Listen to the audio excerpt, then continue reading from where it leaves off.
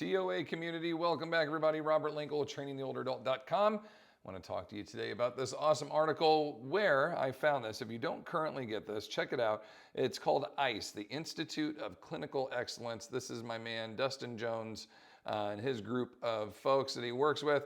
They put out really, really great content. There's new research studies, all kinds of really good stuff that they put out on a weekly basis. So head over to their website and sign up for their Hump Day Hustle. I think you'll really like the content that comes out of there. Anyhow, I found this on there. Very interesting information. I'm going to give you a very quick overview of it, and then we'll talk about the finding results.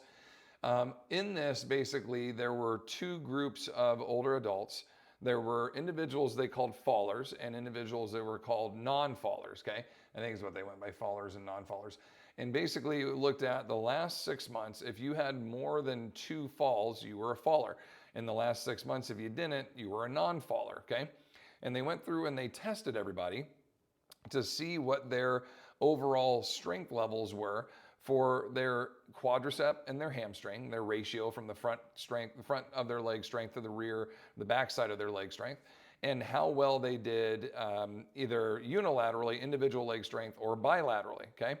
And basically going through that study, they found that and this is a direct screen grab from the email that I just showed you, okay?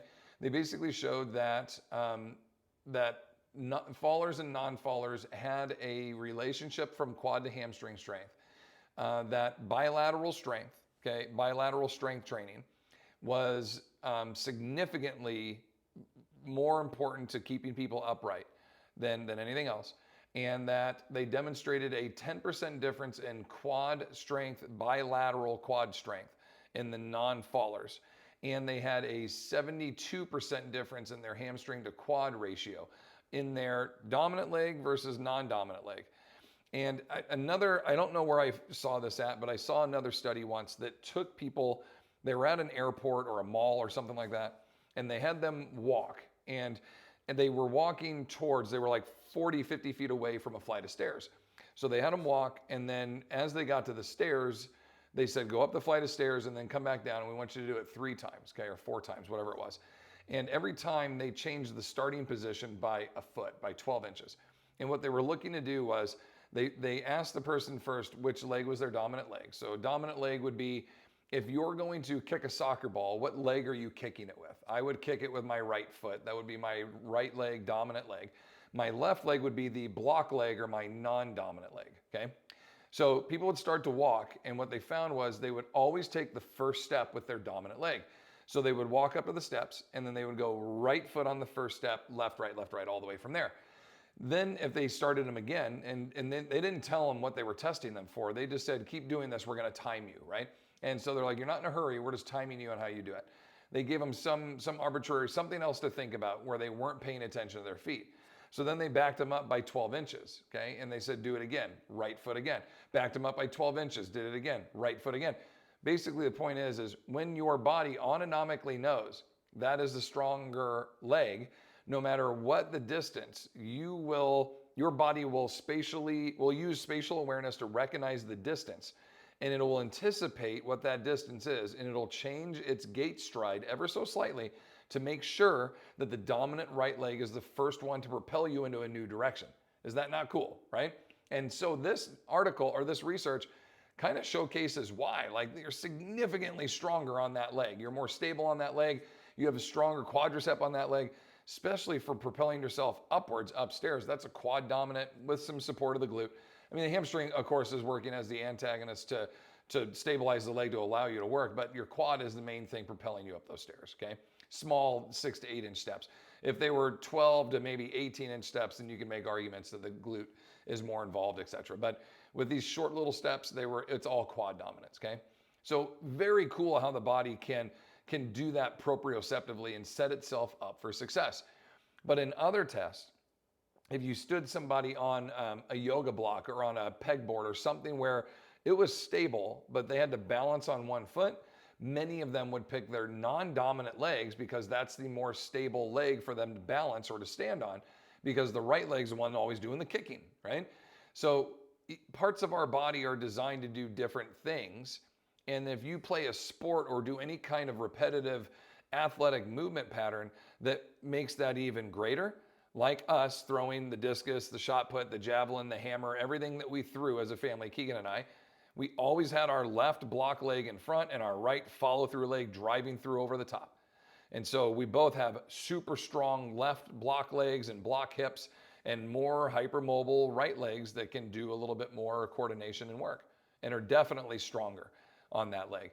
Now, then you start to sprinkle in arthritis, you start to sprinkle in joint replacements, you start to sprinkle in knee injuries, you start to have all those kinds of things that come in, then things tend to change. But in a regularly healthy body, it's the repetitive movements that add up. And so if we're looking at something as basic as gait strength and which leg is going to keep you upright, keep you a little bit more strong and stable, and what type of training should you do to keep yourself more upright, strong, and stable, and keep you from falling, well, they're finding that individuals with stronger dominant legs, right, and they're very sound and they are stronger bilaterally trained. That means with both feet at the same time, a traditional deadlift, a traditional goblet squat, a traditional sit to stand, even a split squat, you have both feet on the ground, okay?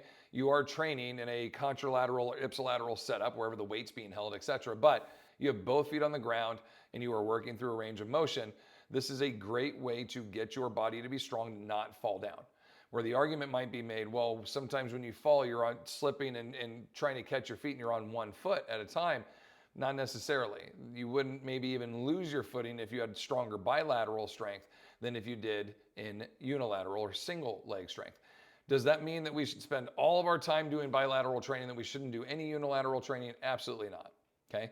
What it does mean is when you do your bilateral training, place pretty heavy emphasis on getting damn strong in those bilateral lifts. As strong as you can get and progress that as efficiently and as effectively and as consistently as you can, so you continue to build people up and get them stronger in a position that's going to keep them more upright. Now you start to work in split squats, Bulgarians, rear leg elevated split squats, kickstand RDLs, right? You start to work in these different staggered stance, split stance, longer bases, more narrow bases. Now, lateral lunges, lateral step outs, lateral step ups, you start to work into some of these other positions where people are going to get stronger in multiple planes, multiple directions with multiple different distances and bases of their feet and where they're at. Now you're building somebody that can stay on the ground and not have a higher risk of fall compared to those who don't. So thank you, number one, to ICE, Dustin Jones, and the whole team over there for sharing this great information. Head to their website, check out the Hump Day Hustle. I love that email. I look forward to it every week because they always share such great stuff. And I love seeing articles like this. Some of us might go through this and go, what is this trying to tell us? Can you get to the basics?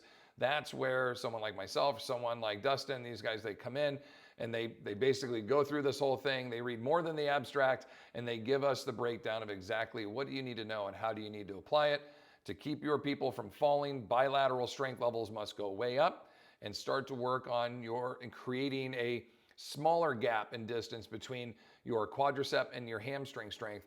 The stronger those two get together, the closer they get together, the better.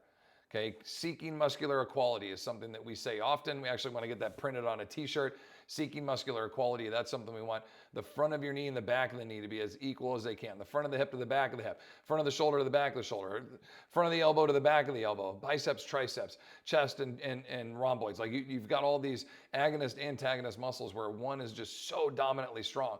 The opportunity for the opposite of that to be so weak. We always use the example of a wall with a buttress on the back of it, right? Someone's built a wall and they've got all these buttresses leaned up. They've got 50 of them all leaned up on one side and you're like, no way somebody's getting in. But if I push on the buttress side, I could push it over one finger, the whole thing falls down. There's no support on the other side. You've got to have support on both sides or else how strong can we possibly be? That is the beauty of the antagonist-agonist muscle relationship to stabilizing joints, keeping our bodies upright, keeping our posture strong, and fighting against this constant load of gravity that is always pulling on us, trying to wreck our bodies. At the same time, we have the opportunity to work with that gravity and build our bodies up nice and strong, keep our bones dense, our muscles strong, and our posture high. Just because you're getting older doesn't mean that you have to get weaker. It doesn't mean that your muscles and your bones have to shrink and get soft. It doesn't mean that you have to become the small gate, high fall risk individual. Simply, what type of training are you going to put your body through to prevent that, or at least minimize the risks that you're going to have becoming a statistic? I'm Robert Lenkel with trainingtheolderadult.com. If you have any comments, questions, hit me up down below. If you like this video, you want to share it with your friends, please subscribe, ring the bell, make sure you don't miss any of the content that we put out. Love and appreciate all of you. And until next time, continue to fight your good fight against sarcopenia. I will see you in the next one. Peace.